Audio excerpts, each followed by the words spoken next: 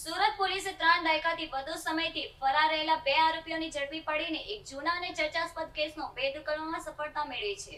વર્ષ 1992ના લૂંટ અને દાળના કેસમાં વોન્ટેડ રહેલા બંને આરોપીઓને અમદાવાદમાંથી ઝડપી લેવામાં આવ્યા છે. સુરત પોલીસે 33 વર્ષ જૂના લૂંટ અને દાળના કેસમાં મોટી સફળતા મેળવી છે. વર્ષ 1992માં બનેલા આ ગંભીર ગુનામાં 2 ફરાર આરોપીઓને આખરે કાયદાના સિકંજા સુધી લાવવામાં આવ્યા છે.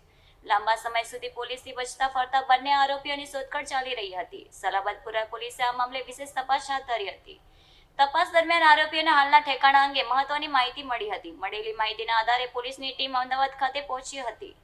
અમદાવાદના ચાંદાખેડા વિસ્તારમાંથી બંને આરોપીઓને ઝડપી લેવામાં આવ્યા હતા. આરોપીઓ છેલ્લા 33 વર્ષથી ફરાર હોવાનું સામે આવ્યું છે. પોલીસની પૂછપરછ દરમિયાન અનેક મહત્વની વિગતો બહાર આવે તેવી શક્યતા છે.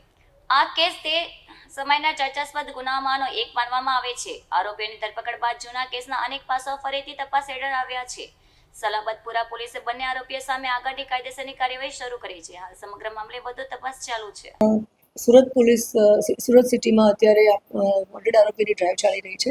70 મુજબના જે વોરંટ ઇસ્યુ થયા છે એમને પકડવાની પણ એક ડ્રાઈવ પોલીસ કમિશનર શ્રીએ સુરત સિટી શહેરનાઓએ આપેલી છે. જે દરમિયાન એક્સરસાઇઝ કરતા સલાબતપુરા પોલીસ સ્ટેશનમાં જે 33 વર્ષથી 1992થી જે આરોપી ફરાર છે, જે લૂંટધાડનો આરોપી હતો, જેના વિરુદ્ધમાં 70 મુજબનું પણ વોરંટ નીકળેલું હતું. તાનજી તરસનજી ઠાકોર, જેની ઉંમર 60 વર્ષ છે, જે ચાંદખેડા અમદાવાદ શહેર ખાતે રહે છે. એની ઉંમર સોર્સથી અમને ઇન્ફોર્મેશન મળતા અમે ઇમિડિયેટલી ટીમ રવાના કરી અમદાવાદ અને એને અટક કરેલ છે. નાની મોટી છૂટક મજૂરી કામ જ કરે છે.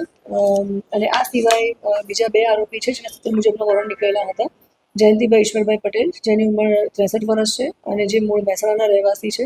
દિનેશભાઈ ઈશ્વરભાઈ પટેલ, જેની ઉંમર 66 વર્ષ છે અને એ પણ મહેસાણાના રહેવાસી છે. આ લોકોને પણ 70 મુજબનું વોરંટ હતું અને એક્સરસાઇઝ કરતાં અમને લીડ મળી કે અત્યારે ડિંડોલી વિસ્તારમાં સુરત સિટીમાં જ રહે છે. બંનેને અત્યારે અમે અટક કર્યા છે અને પોલીસ સ્ટેશનમાં સલાબતપુરા પોલીસ સ્ટેશનમાં 3 જણને અત્યારે અટક કરેલા છે. આ 3 જણા લૂંટધાડના ગુનામાં જ આટલા વખતથી વોન્ટેડ હતા. કેટલું ચેલેન્જિંગ હોય છે કારણ કે જે તે વખતે જ્યારે ગુના કર્યા હોય ત્યારે વ્યક્તિનો ચાલડાલ અલગ હોય છે. જનરલી આટલા વર્ષ જૂના જેટલા પણ આરોપીઓ છે એમનું ફેસ રેકગ્નાઇઝેશન કરવું એ પણ એક ચેલેન્જીસ પોલીસ માટે રહે છે. ઘણી વખત એડ્રેસ પણ બદલાઈ જતા હોય છે.